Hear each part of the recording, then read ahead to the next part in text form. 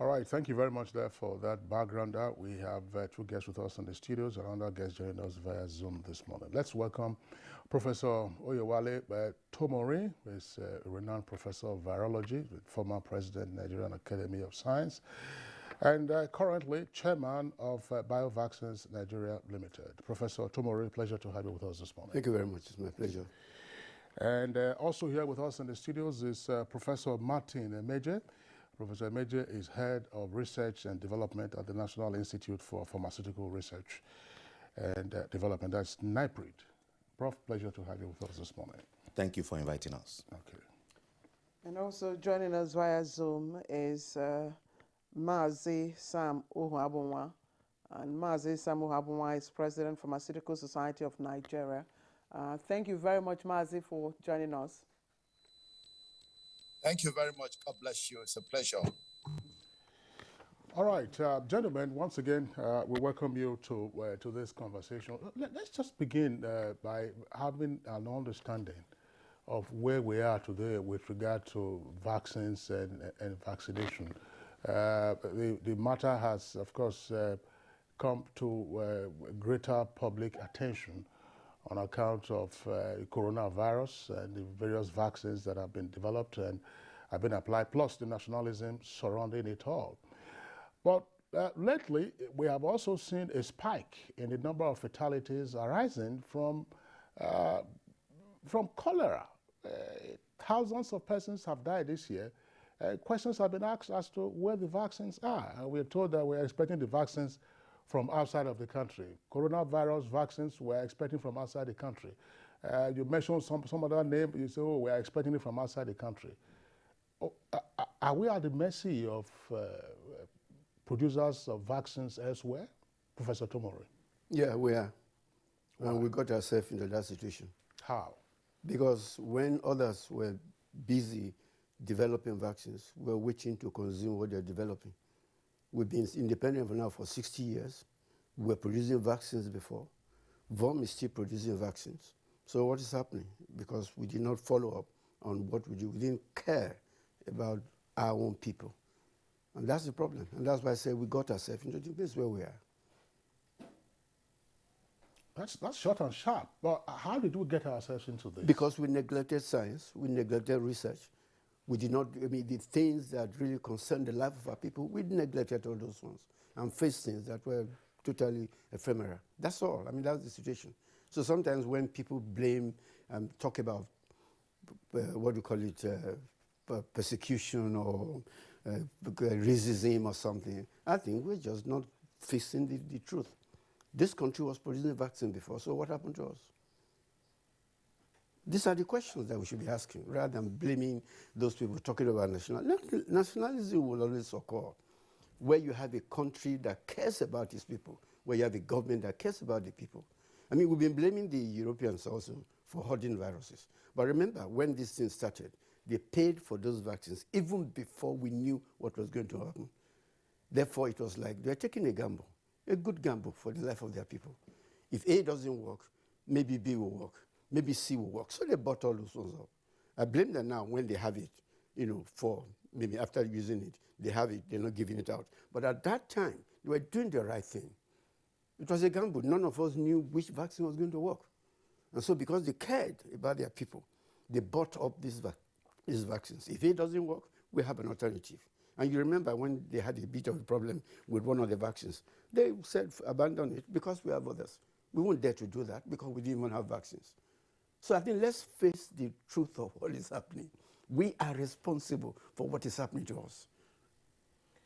Okay, let me bring in Professor, Sam Uhuabunwa, who is joining us via Zoom. Okay, I understand he's not ready. Professor Emeje, I want to go back to ask, if you look at the 17 SDG goals, most of them are health, they focus on health and health related. In fact, almost all of them are interrelated and they all deal with health. Now, the commitment of countries around the world to those goals is that stronger together and no one will be left behind. Within the context of provision of vaccine, preventable diseases, and pharmaceutical products, are we actually paying lip service to this commitment? Thank you. You know, I'm no longer a visitor to your station, and I know that you knew when you heard I'm the one coming, you know where I stand already. No, we don't know. Okay. I expect that you know. I'm saying this Any day you because come here, we have different topics for discussion. So I cannot read your mind. It's not for you to read my mind. I'm reading my mind, not yours. I expect that you know where I stand, and I will re-emphasize just to prove the point and to just add to what Professor Tomori has said, because that's what I have been saying all of the time that I come to this place. It is not about any SDG goals. It's not about any ABC goals. Which ABC goals? Which goals? Goals for what? What are your own goals? You are talking of goals that people are doing meeting in UN or WHO or somewhere and developing goals that you should come and agree on goal. Have your own goals first. If you don't have goal in your family, you want to come and have goal in the church or in the mosque, you will fail. Your family will fail. So develop your own goal. What are our own goals? And you will develop your own goals based on science, classical science, evidence-based decision making.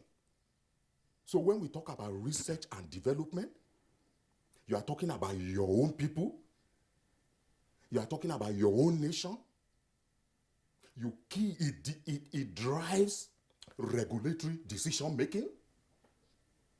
Not that WHO or one international body, which we all know, we believe, we key into.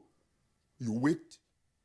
They take home decisions, develop home goals. Then they come to the international community with those goals, with local goals from home, to come and see how they make it global. Then you come and sit down to adopt. You did not come with your own goals. My friend, let us develop our own home goals. But we are where we are Yes. because of, the breaking down of those walls, because of the coming together of nations. Yes. Because of closer interaction. Yes. And that is how we are able to deal with most of the public health issues that we are dealing with. The point is, there's no argument about international cooperation. There's no argument about that. But before international cooperation, what are you contributing to the international cooperation? That's what I'm saying. You don't wait for people who are serious, who develop strong R&D in their countries, therefore have strong scientific evidences to drive their regulatory processes. Then you come for meeting, then you debate on their own. If you bring your own, it will be part of that international pot where discussions will be made. And that means at home, you have something that is also going to be accepted globally. So honestly, I will not participate in blaming anybody, anywhere in the world for us. Because if I do my own, then I hold my own, then you blame me too. I want to be blamed for keeping the things I develop for my country. But these are processes that are regulated, that are internationally regulated, and there are principles and guidelines, even for accessing even the technology to come up with your own goals, with your own templates. No. You see, there's no international protocol. With regards to vaccine. There is no international protocol that says this is what you should do in your country. Science is global. Science is universal. So when you follow scientific procedures, because it is universal, you might use different models, but you will get to the same endpoint. Okay? Where there are differences, it will be discussed and we will agree on what should be done. If you see how WHO works, they get experts from different parts of the world. And you are expected, in fact, at WHO meetings, at the international, some of those international committees which you participate, it gets to a level that you even vote. Even on a scientific issue, you even have to take vote You are 18, and then you discover that we are not agreeing on an issue. They'll say, okay, let's vote. But we won't come and tell you that we voted. I have participated. I participate, not that I participated. And we vote to take the... So, but... So if there's a tie in 18 members, Yes. 9-9, there are guidelines on how to reach decision. Okay, to break the tie. Exactly, To break the tie. to break the tie. But the point I'm making is, if you now come there without anything, you will still sit down and be listening to others who are doing something serious. Then you will only be a voter. You will only be a voter. Then you consume the product of that voting in your own environment. Well, So Professor Emeje, Yes. Professor Tomore, I know Professor Tomore has expressed his a bit mildly, but you have expressed yours a bit I don't know how to forcefully. express my own. A bit forcefully, but there is no question that apparently, and evidently, the science community has been suffering in silence. But we have to break out of that mode and then still look what the next steps will be. We're going to, of course, interrogate all of this, because they say that if you don't know where the rain started trashing you, then you might not learn the appropriate lessons. Mazi Owambowa, I don't know whether we understand that it's still not available. That's the president of the Pharmaceutical Society of Nigeria. Once he's ready, we'll get back to him. Professor Tomori, well, we can always, lament the fact that we witnessed, systematic breakdown of critical values, of critical infrastructure and institutions in our country. Some will say, oh, we never planned, and then these are the consequences. But from the point of view, because this is the public health emergency that we are faced with now, that is inviting our attention to what we used to do right. When we were doing it right, what was the case? I mean, you were a professor of virology. Everybody knew you, University of Ibadan, and so on and so forth, and of course, a global figure. But I understand that Owambowa is ready. That's right, the engineers are telling us that, Prof. Well, I will just pause the preface to my question. Mazi Sam Owambowa, good to have you join us again via Zoom. Of course, I hope you were able to listen to what the earlier guests had said with regard to why we are where we are. We can actually use the vaccine issue to extrapolate into our pharmaceutical production and why we seem to be, why we are this way. From your own perspective, just what is it that we're not getting right? Thank you very much. Good morning, Nigerians, and good morning, Professor Tomori and my colleague, Dr. Professor Meche. I believe that we, like the global situation, the world was not prepared for COVID-19, but Nigeria was less prepared than the average. And what we haven't gotten right was our focus on research and development and preparedness for pandemics and epidemics. We seem to be lackadaisical about preparing for emergencies and the future. Somebody says, even we are not prepared for the present, then why talk about the future? But I think we've learned a lesson. There is need to make investments for the future, to predict the future, to project the future. That is why you have science, that's why you have research and development. We have underplayed research, we have underplayed development, we have underplayed support for investment in critical industry. We have treated all industries and all aspects of human life as if they were the same. But it has become clear that health is the issue. So what we haven't gotten right, to answer your question specifically, is the understanding of that you need to make long-term investments to be able to prepare for future. And that long-term investment goes into research and development, which is the easiest way to project the future and to prepare for the future. Nigeria needs to change its orientation to investment in research and development, and also in its support to critical industry, healthcare industry, educational industry. These are industries that require long-term investment, but the dividends come in having capable and mature and equipped manpower to drive the economy. So that's the orientation that we need to change now. And I'm beginning to see the federal government and all the stakeholders, including the industry itself, gearing up to this. The question is, are we going to stay on this long enough, or is it after the pandemic is over, return to our usual ways? That's the challenge we face now. Okay, Mazi, I'd like to ask you a question, because more often than not, we ask ourselves the big question with regards to COVID-19 management. What is our capacity, to come up with, or to produce vaccine? And indeed, the president of the African Development Bank the other day said, look, what we need to do is to begin to look at how we can develop our capacity to produce, vaccines, COVID-19 vaccines. But I'd like to ask you, with the complexity of, producing a vaccine, such as for COVID-19, can we do it alone? Does it require any global, cooperation? Okay,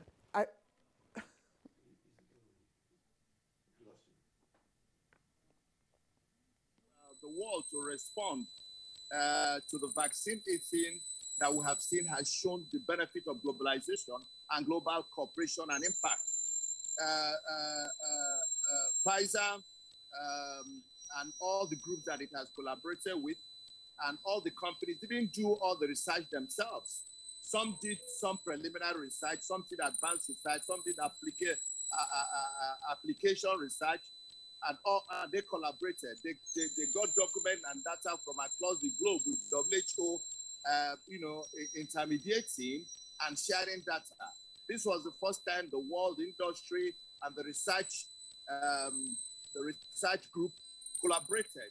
We broke down those barriers that separated what you call protection of intellectual property that could delay sharing of data and information.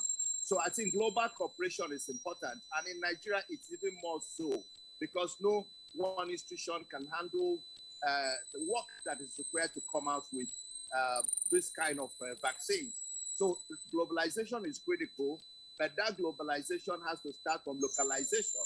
Localization is the ability of local institutes like the National Institute of Pharmaceutical Research and Development, the Nigerian Medical Research Institute, and all those research institutes working with industry in a collaborative manner with government standing as intermediary. The way WHO stood for globalization, so should the federal government or the Ministry of Health in this case be in the center, but make it a front burner issue. Capacity is costly to develop, and also because vaccines are actually bought all over the world, primarily by the government, especially in the third world. So it's also important that government gives assurance and makes investment. In America, Pfizer, BioNTech, and all the other companies that participated in this project received funding in forms of long-term order. The American government gave them long-term millions, billions of dollars. So that was a way of investing by paying ahead for the product and taking the risk. Whether the product succeeded or not, the government had paid. So government needs to put investment and support industry and support research in a collaborative manner. So localization first and then globalization secondly.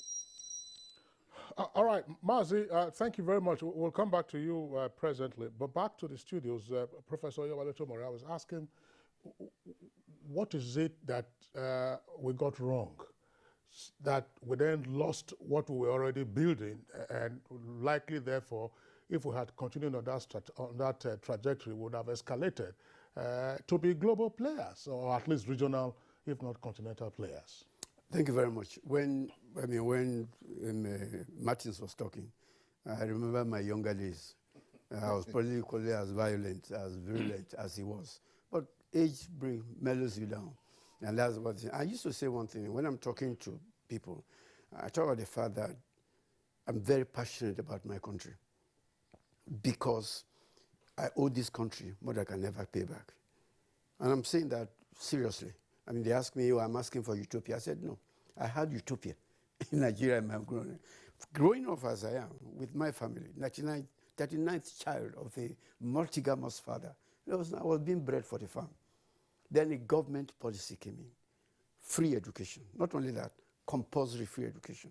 It was a choice between my father going to prison or sending me to school. Of course, he chose sending me to school. And throughout that period, until I finished, I had scholarship all throughout. I never left this country. That was the utopia. So all you were asking for utopia, I lived in utopia, Nigeria. We can get it back. How did we do it? There was commitment to nationalism. There was this patriotism in the leaders we have. I'm not saying they didn't do anything wrong, but generally, they believed in the country. And they put us where we are. And we, from Ugeli, I grew up from Ilesha. From Ilesha to Ugeli to Zaria. Nobody followed me to school. That was the country we had then. That's the utopia we're talking about. It was possible because people were decent, because people started with home training and put that out to the public. Now we want the people, our children, to be trained outside. Home training. We lost that one. That's that when you're asking how did we go wrong. We lost that. That's the beginning. We're no longer training our children. Unfortunately, people of my generation, who should have actually continued that. We saw what we're doing in some countries as punishment. Human child's right. You cannot be treated. But it was training us to be what we are.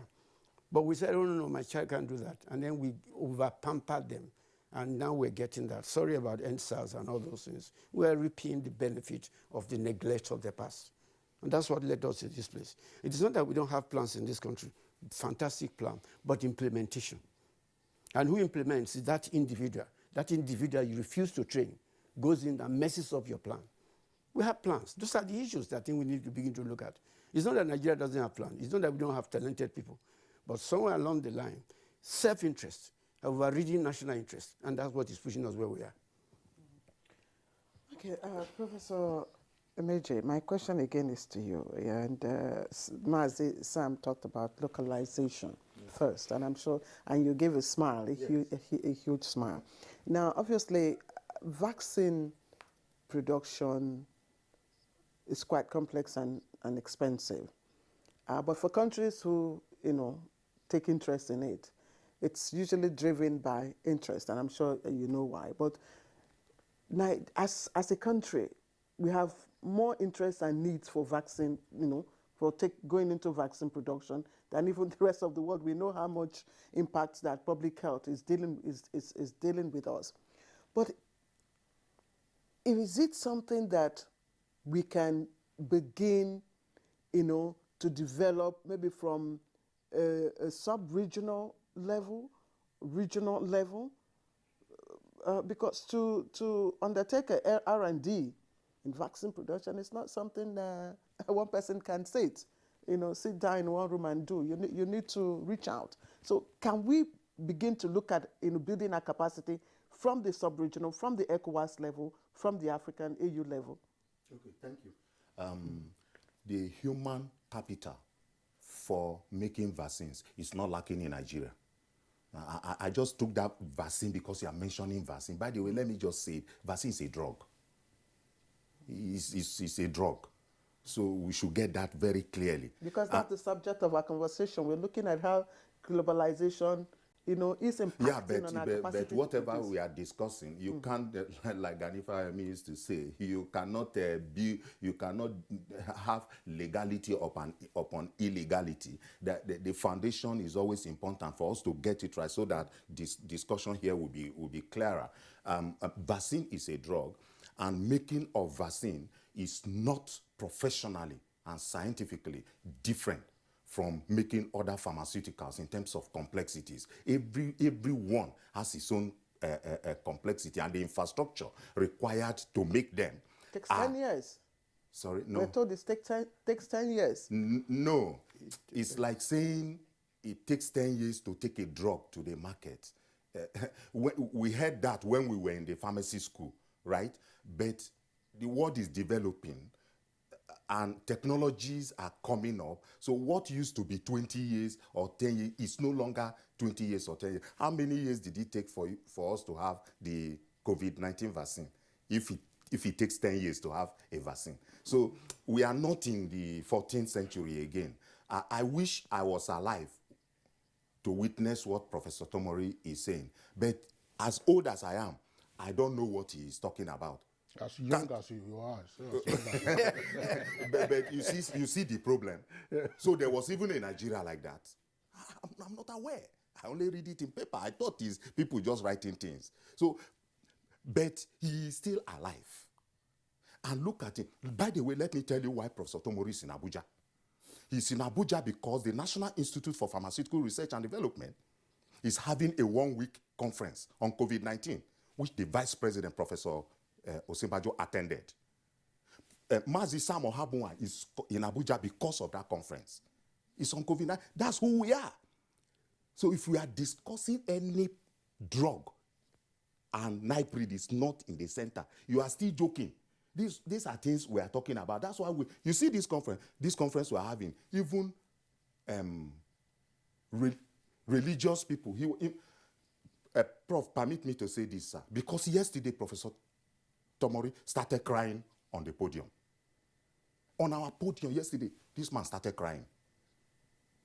So let me not go further. I didn't take his permission. What do we have on ground? No, we have what we have on ground. Like we said here, what we have on ground is that we do not need human capital to make any pharmaceutical product, including vaccine. The infrastructure, the non-human infrastructure that we need is in the hands of government. Yes. You know, I said here the other day that government must provide a vision and must be ready to also drive it. And people will tell you, people don't know, in my opinion, with all sense of responsibility, who don't know will tell you that in other countries, government does not provide more. Government does not provide what? The highest funder of research in the world is the National Institute of Health of the United States of America. It's a government institution. So if the White House is not providing money and NIH is providing money, does that mean government is not providing money? So AstraZeneca Oxford vaccine that we got in Nigeria first, and we were dancing around, is Oxford University owned by an individual? Is it not a public institution? So government must be ready deliberately. And if you listen to the speech of the Vice President at our conference, he has said that is what we will do. And I gave the vote of thanks. I told him, you are a professor, you have promised, so do it. Prof was there. So we have the human capital, we have the skill, we have, and that is more important than equipment. You see, if you have people that are knowledgeable and know what to do, then your problem is almost solved. Professor Emeje, this point you are making, I would like, because we are still grappling with the Zoom connection to Mazi. Oh, okay. Just before, I want him to speak to this same point that you were talking about. Mazi Samohamawa, let me raise this issue. We keep talking about insufficient attention to R&D and what commitment level is required. Is it necessarily the case, because I know that you've also been a major player in the Economic Summit Group, is it necessarily the case that we tend to focus too much on the management of the political economy, that we neglect the role of science, the role of even health, as a wealth creator, as a wealth provider? And then when we are managing the political economy, do we also miss the point that perhaps our lawmakers need to also be at the center of this drive? Well, I think the issue is essentially the lack of a vision. A country that does not have a uniting vision, a destination, will have problem with dealing with the multiple issues that it has to deal with. And so often it is distracted by one insecurity problem, by one economic devaluation, by one global economic crisis. There are things that can distract a government and any institution that is not that does not have a vision, destination. So what is lacking in my view, that is the problem, is that our country has failed to have a united vision that directs where all of us should be going. And in directing where all of us is going, appropriately divide responsibilities to each group or segment or each thematic group, and then assign each group with deliverables over a given time span. Set a vision, set key deliverables, set timelines, set rewards, and all that can happen with the accomplishment of each timeline and each key performance indicator. If we did that, we'll probably be making much progress. Right now, we have failed. We tried Vision 2010. It didn't fly. We started Vision 2020. We completed it, but this implementation was lackluster. There was no effort to generate buy-in by all people of the country. So for us to deal with national issues in a holistic manner, we used to have a division. We need to have a vision and design the strategy to accomplish the different elements of the vision, and have a long-term view and make long-term investment, and importantly, have consistency in our policy implementation and the ability to keep on the mark till we'll achieve the goals. We soon lose sight, lose concentration when we do not have where we say we are going and when we plan to get there.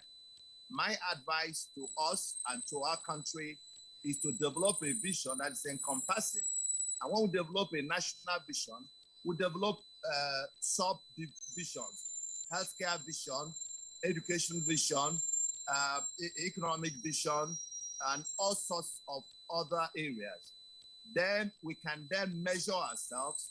Do we have the appropriate resources? How do we generate those resources? How do we collaborate? How do we leverage? How do we buy technology that we do not have? Then we will begin to move. Today, nobody's planning about population. Nigeria's population is growing. I don't know if anybody's planning school enrollment, how many new schools we need to build, how many new colleges or universities. People are graduating from the universities, reading pharmacy, medicine. We do not know any plan of how to employ them productively. So we end up training them, and they migrate to other markets in a manner that is not orderly and not properly controlled. So lack of a vision, lack of policy consistency, lack of follow-up, these are our challenges. All right, I'll still remain with you. If we look at, apart from a few, pharmaceutical brand names, out there in the market, majority are foreign.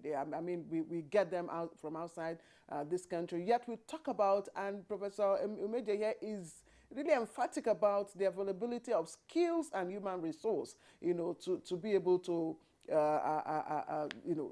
do some of these assignments that we are asking. What stops the private sector?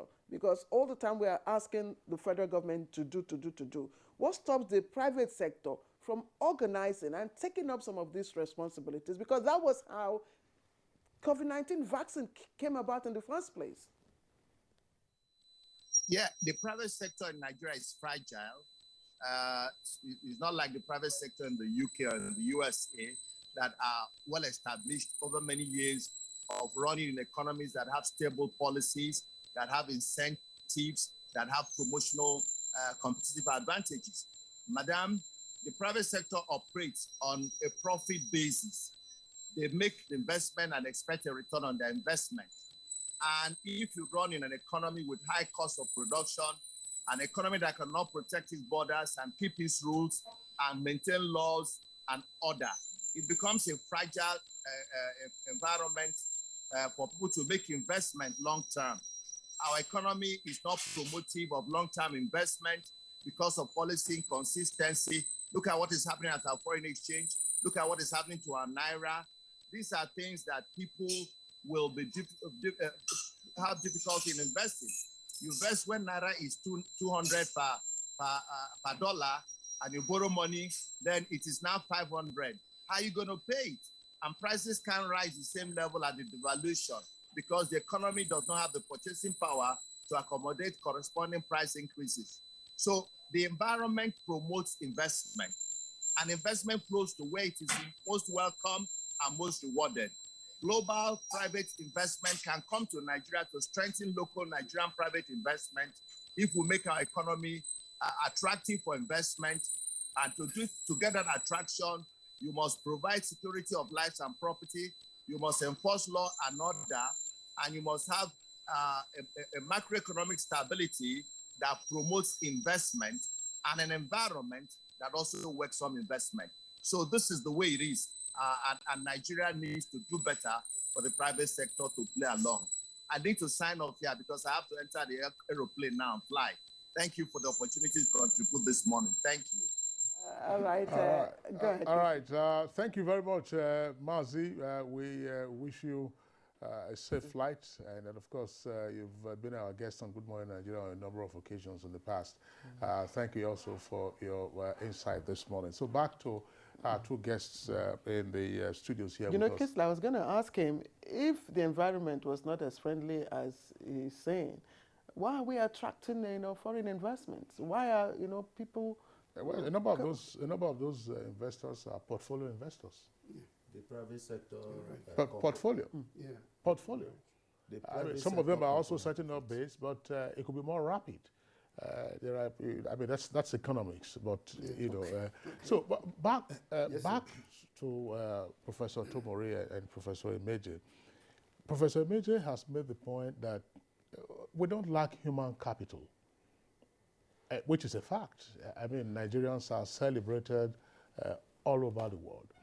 But in relation to our topic for conversation this morning, if you look around, we also do not lack institutions.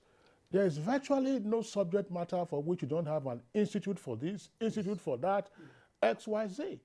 But I'm sure that if we were to visit some of these places, you'll find that they're either run down or rotting. What is the disconnect? What is the disconnect so that the operating environment for the valuable human capital we have doesn't then flourish? Thank you very much. There were a few things you said before, which I thought I would like to before answer your question. Yes, please. We need globalization, but we must contribute. If you don't contribute, you are just a consumer. And they use everything. And one good example, now we're boasting that we can go to Britain with our card and no problem. It's not because of what we did, but because of what India did. India took Britain to task and said, if you're not going to allow my COVID sheet to enter, your own COVID, whatever, will not enter. And that was the beginning. That was what broke the ice. So it's not because we did anything in Nigeria. So let's not So it was deceive what ourselves. India brought to the table. India came, but you must bring something to the table. India told Britain, when you saw the British ambassador when she wrote that thing or whatever it is, I was just laughing. We keep liking to deceive ourselves and cover the truth. The truth was that India told Britain, sorry, if your COVID, my COVID sheet can't go to your place, your own COVID, whatever, cannot come to my place. And that settled the problem. And once they approve COVID sheet, then they have no that you're not to approve the one we're using. So let's put that one aside. So globalization is good, but you must contribute something to it. We are not contributing. So how then do you contribute How do you happily now- to so your back to human the question. capital Yeah. and the many institutions that we have? The thing is not the institution, it's the environment in which those things are functioning. You talk about our people going to diaspora. They live here, and within 2 days, they are making progress because the environment allowed them to function. Our environment here does not allow us to function. I did boast that I studied in Nigeria, and I never left here. Things were okay, but I knew what we struggled through as time went on after independence. The lab I worked in Ibadan we received facilities from 1925 when materials came in. We kept those materials in there. What spoiled the whole thing? The June 12th anniversary, when for a week nothing happened. Everything, I don't want to cry here today. Everything we built in 1925 to that moment, in 1994, got lost because there was riot, we couldn't go in there, no electricity, and all those kind of things. That environment is what we lack. A lot of our colleagues who are making progress, Go and find out. They are working with people outside the country. There's none of them who is making real progress.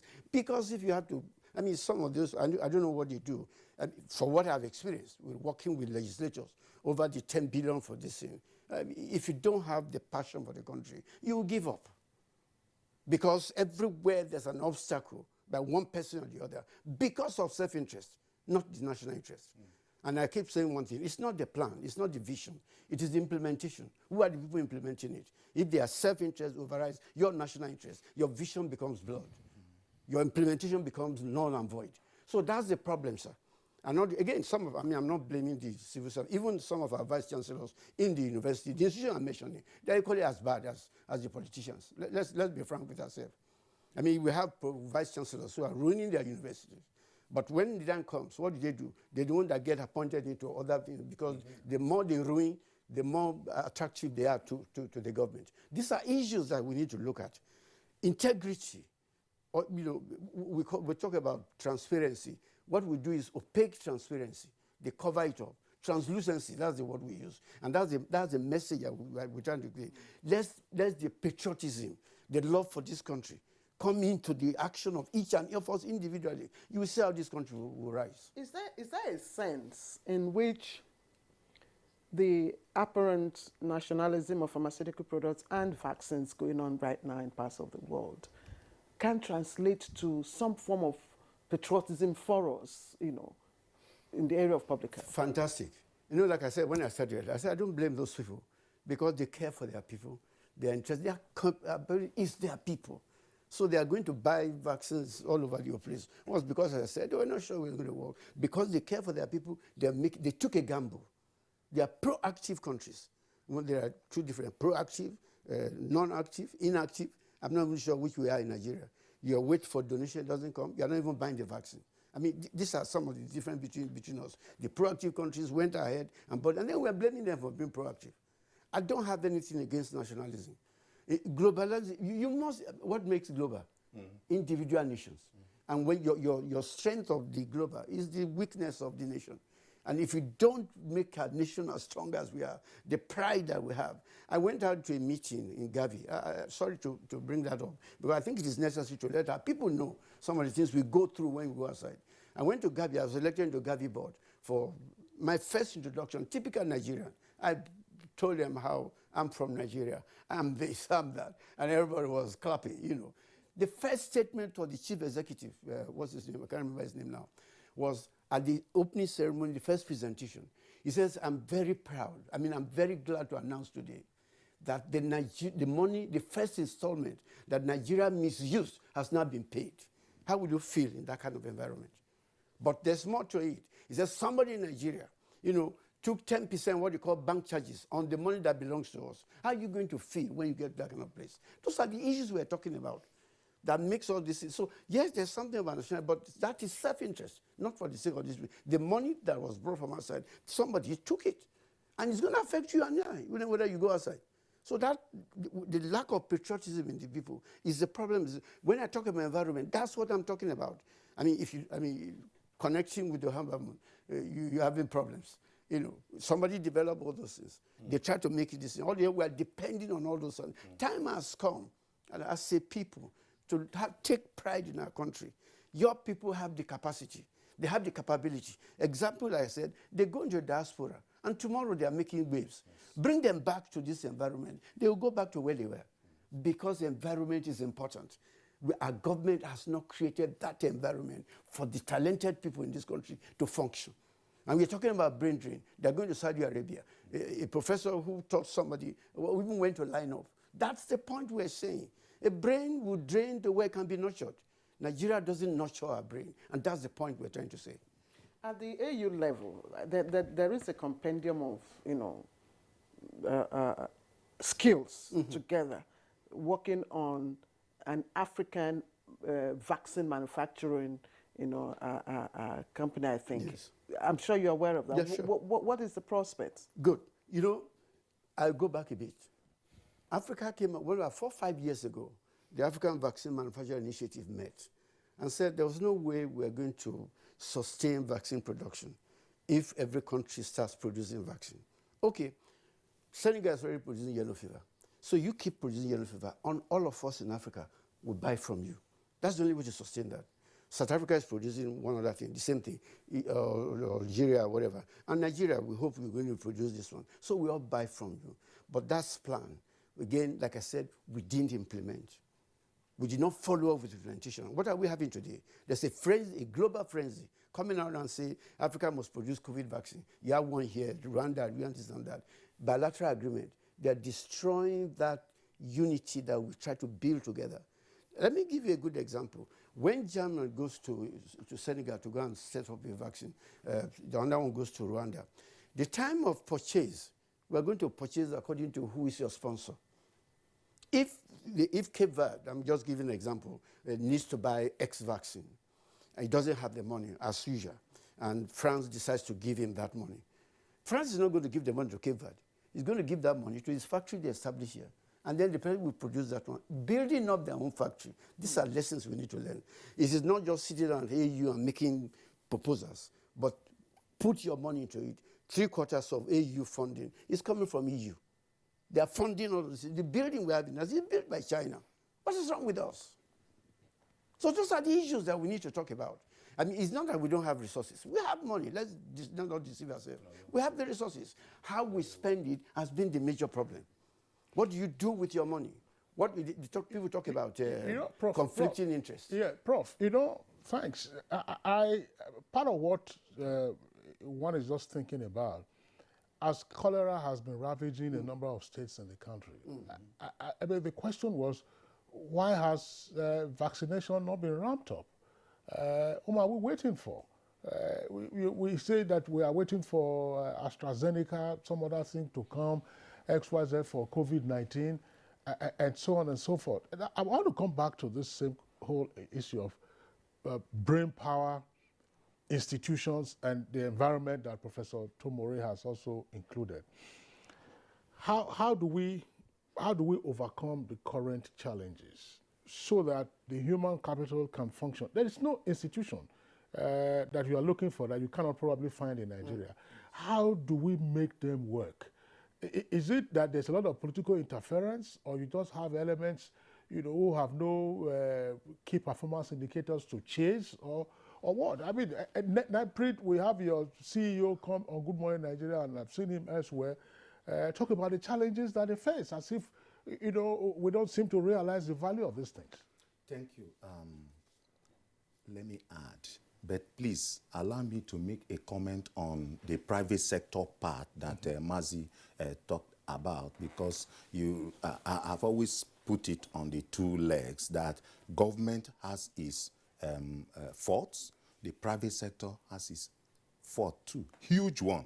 The reason is this: the private sector is there as a business component, and its modus is different, and it could be faster, and deliverable can be also faster. But the patriotism that Professor Tomori is talking about, it should be about all of us. And the private sector must take this as a big challenge. Why? I was the national chairman of academic pharmacists in Nigeria, and we undertook a study, and we formed ourselves.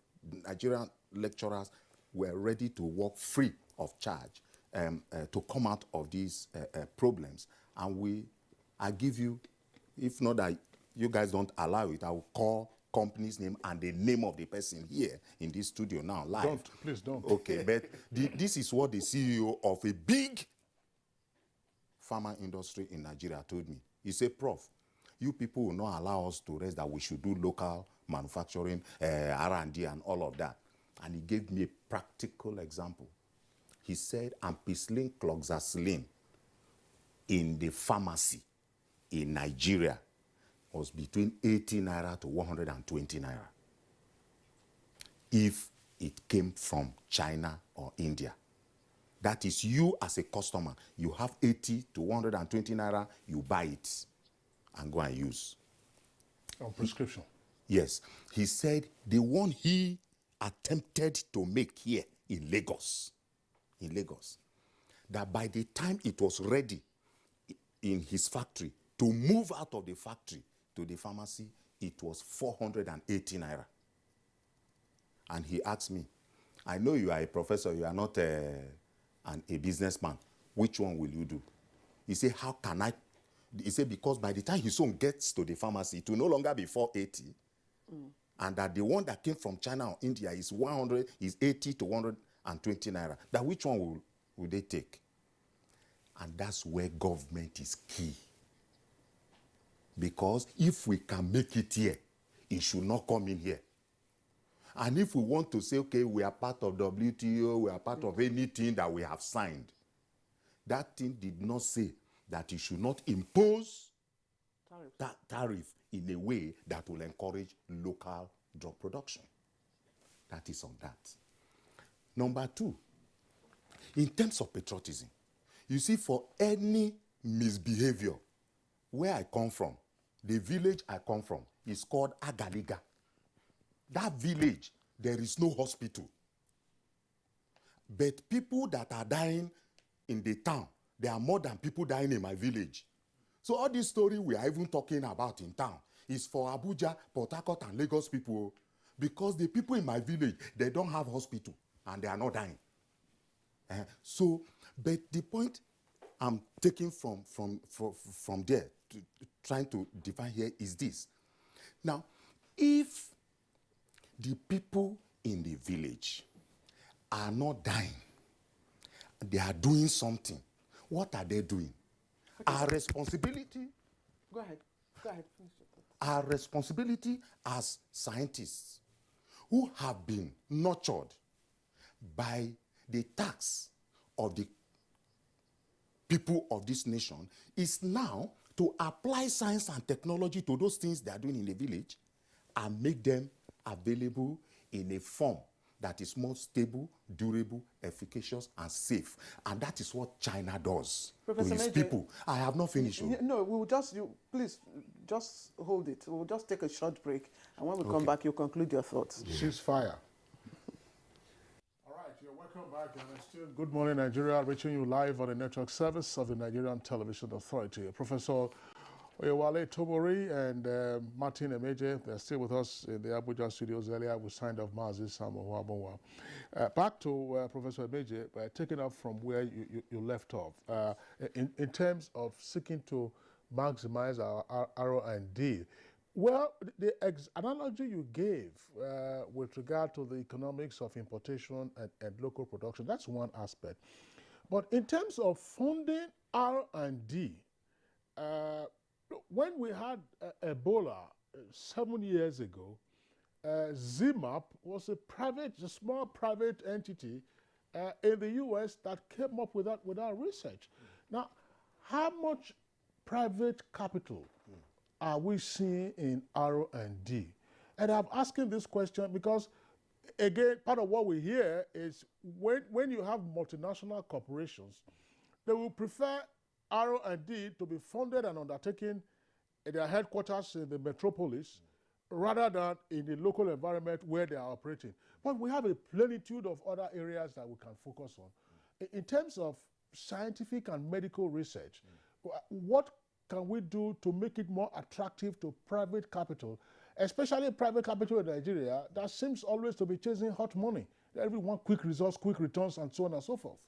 Okay, thank you. Please allow me to take it from where I stopped because I have struggled not to forget it. I was saying that, you see, in my village growing up, and my father is still alive, he's at home, if you saw 500 naira note on the road while you are going to farm and you picked it up, you will regret ever carrying that money from the road because it's not your own. So we grew up knowing that if you take what is not your own, you are a thief. And when it comes to relating with families, including marriage, they will say that family, they steal in that family. People will run away from such families. But today we are calling stealing, corruption, money laundering. We are giving it different kind of fine names. So people who are thieves no longer feel that they are doing anything wrong. I'm responding to the fact of patriotism and the fact that many of these, including some scientists, are misbehaving even in institutions, right? So if we for example, decide to even use judiciously the little resources that we have in our establishments, we will go a long way. We did not have increase in budget, for example, at NIPRID before we decided to go to all the states of the Federation to go and train traditional medical practitioners.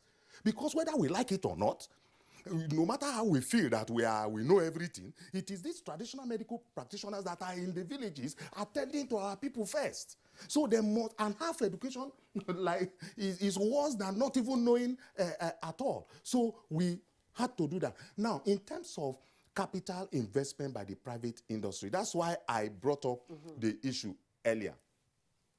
As many of us today who are very proud of our country and have refused to go and live in other countries will tell you that our thesis, our postgraduate studies were funded by private industries, international private industries, but the result belongs to them. The result belongs to them. So they develop products that are in the market today. So as long as the private industry is not also ready to drive research, because they must drive research. You must say, okay, we have over 300 research institutions in Nigeria. That's institutes and universities, right?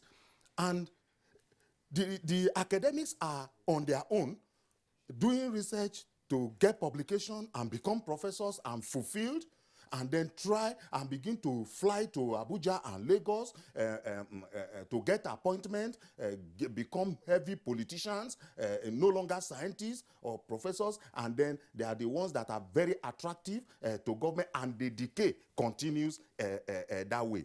But if the industry were to be, and this is without prejudice to the problems that they have, like I have mentioned one, if an industry says, this university, or NIPRID, for example, we want a product on malaria and we are dropping 10 million naira.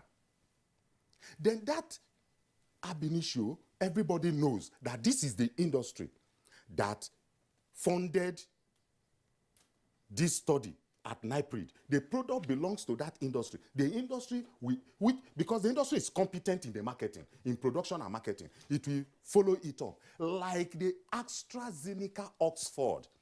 AstraZeneca is a company.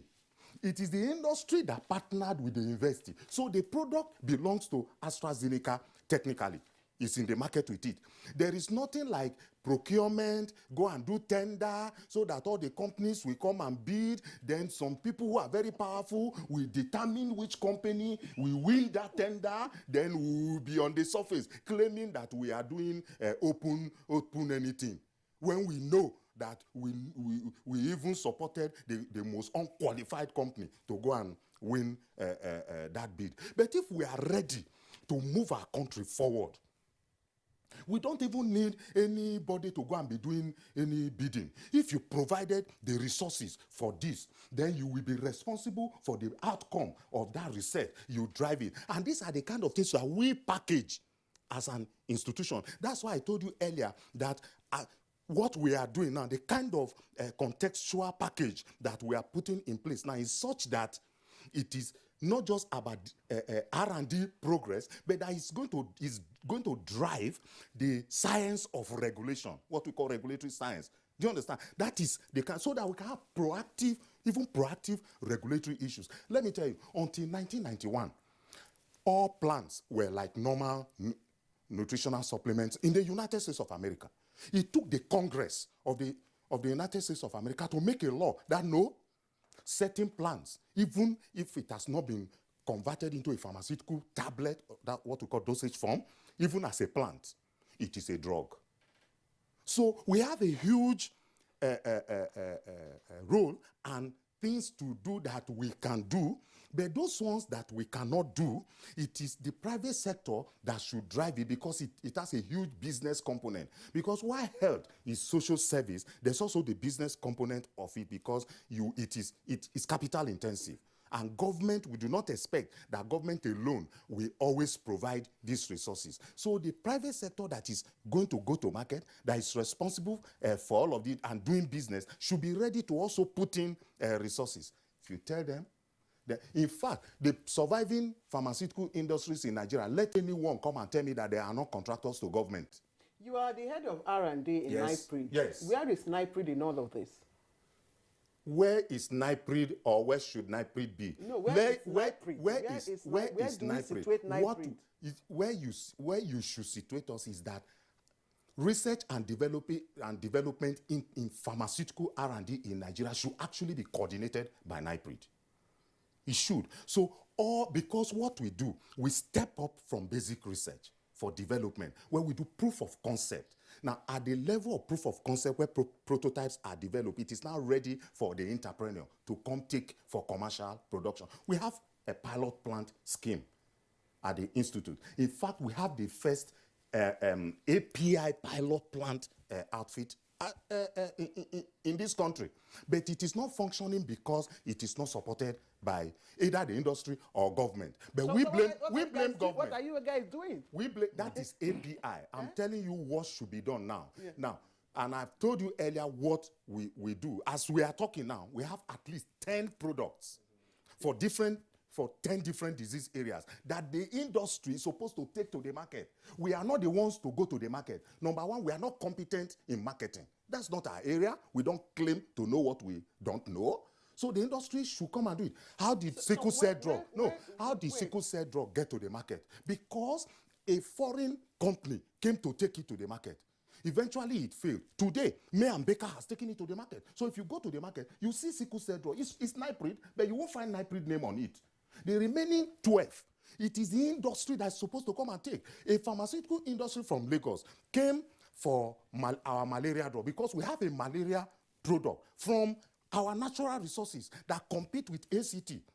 When it was time for the company to take it, the company said no, that this is a government institution, that we should give it to them free of charge, and is not under obligation to pay anything. This is a mentality of the company. Are you getting the attention you need from government? What define the attention? No, because it is yes and no. Because I cannot say no because I work there and paid salary. Government pays my salary. So it cannot be a no. I cannot say yes because what government should do is not doing it enough.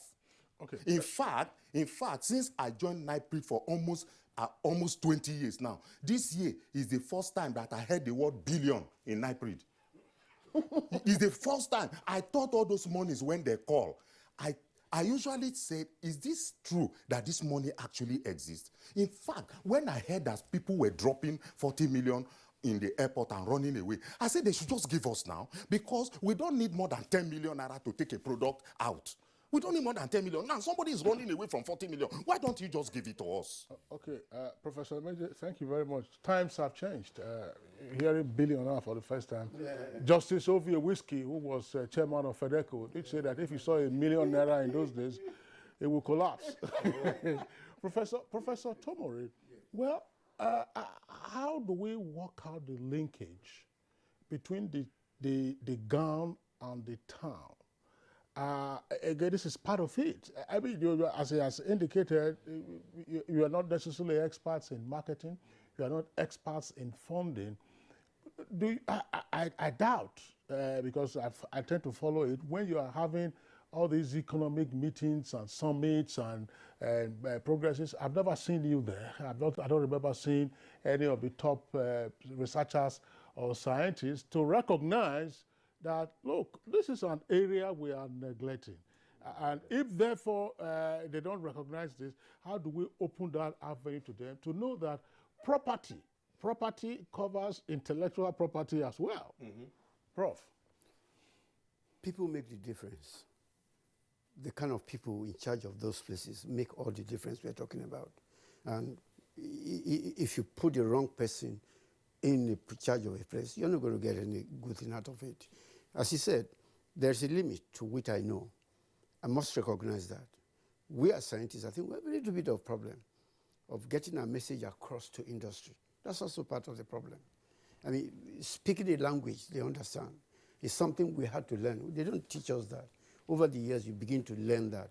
And remember, the statement, what is in it for me, is a legitimate question. It's only we bastardize this in Nigeria. What is in it for me? I mean, you can't go into any business without asking, what am I gaining from it? So it is in our position to be able to go down to those industries and say, this is what is in it for you. If you do this, this is what is going to come out. And that message, I think that dialogue must be there. But as he said also, the other side, I mean, quick returns, all those kind of things, all the examples we gave about this. Look at what happened in India. We visited many years ago. A lot of the teachers in this country were Indians. They're all gone back to their country. The government created an environment. We visited a place where they call it genetic village or gem village, I can't remember. Already, everything was sent there. The roads were made. The buildings were there. Water supply was in place. All the call their people back was come in and establish something. If you establish this one, we give you this rebate. If you do this, we give you that rebate. If you do that, we give you that rebate. If you're going to import something which we are not making, we give you this type of thing. We need such type of thing in this country. It's not for the custom grabbing legitimate and illegitimate resources and making things costlier than what it should be. These are areas. So that I'm saying people in each of the different places, whether in government, in university, all over, we keep talking about patriotism. We keep talking about love for your country. Must be at the back of whatever it is each of us is doing. So we can't blame any one individual. I mean, just like whether executive, legislative, judiciary. Unfortunately, one of the errors we are making, the few people who want to stand up for the country are too afraid to talk. They're afraid for themselves, they're afraid for their family, and they're afraid for this. But then, it's our country. It's not for them alone. I have a right, I have a stake in this country. And that's what I was telling them at the meeting yesterday. I said, I will not stop talking about what we need to do. Even if they asked me whether have I been frustrated. I said, I enjoy frustration. Because it's a stepping stone for me to move on. I'm frustrated by legislators, I'm frustrated by the executive, but I'm not going to give up. I keep telling them that this is where we're going. As I mentioned the word that we had utopia in this country. Call whatever you describe as a utopia. That was my utopia. Give the generation that we have now, they are smarter than my generation. Give them 1/4 of the environment I had. This country will be transformed. Prof, I'd like to ask you, just before we end, I'd like to ask you, you're chairman of Biovaccines Limited, and Nigeria is the highest malaria-burdened country. Why did we play second fiddle, if we played anything at all, in the emergence of a malaria vaccine? We didn't even play any fiddle, so don't talk about second or third. There are certain things I mentioned. Clinical trials were one of the first things that he did. All of these studies were done in Mali, in parts of other African countries, Tanzania, all those ones. Because there they had all those basic environment to do clinical trials. And that's part of your contribution. The sad thing, the clinical trials on Lassa fever, it's been done in Lassa fever vaccine. It's been done in Ghana. Ghana has 5 cases of Lassa fever every year. We have thousands. Why are they not coming here? The environment.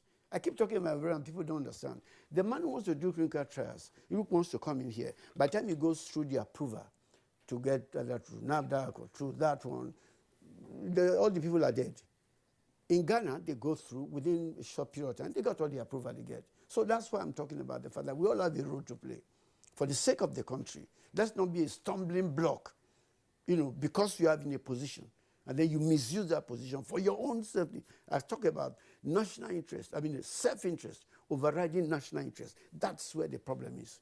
If we all love this country, and we play for this country, we will make the necessary thing that we need to do. Professor Emeji. Can I say something about that? Which, about that we played no fiddle at all? Yes. Okay. There's no contention about that we played no fiddle at all. But I was talking about proactive regulatory science and the fact that we should be driving that. Professor Tomori may not agree with me on this, but I will say it. You see, we have the facilities for clinical trial. To malaria?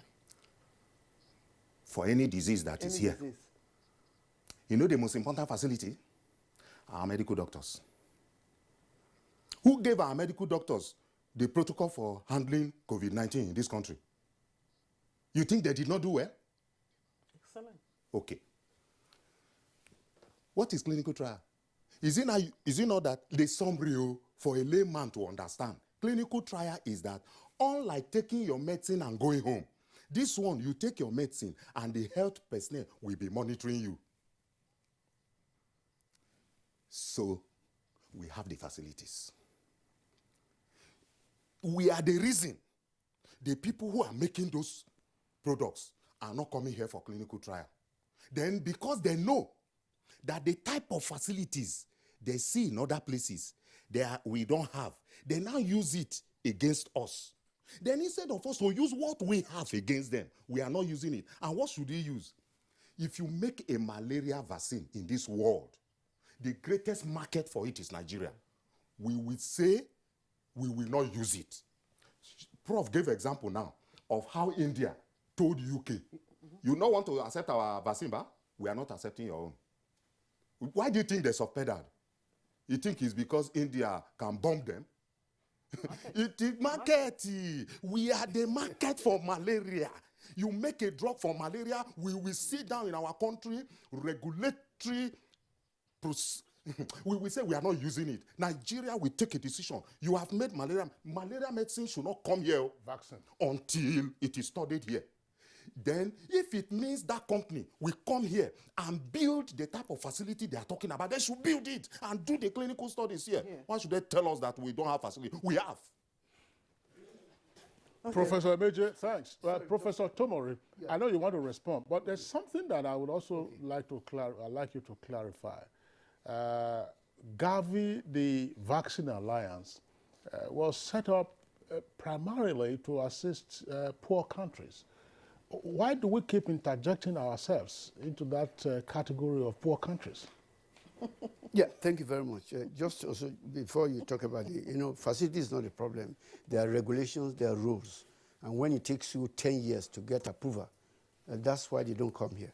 So this, just to expatiate on that one. Professor Moran, I'm sorry, you have to do that in less than Yeah, 30 okay. seconds. Gavi, in fact, I remember when I was in Gavi, I asked them, are you there forever? Because the aim is to let country graduate. We graduated. We were told to graduate by 2021. We refused to graduate.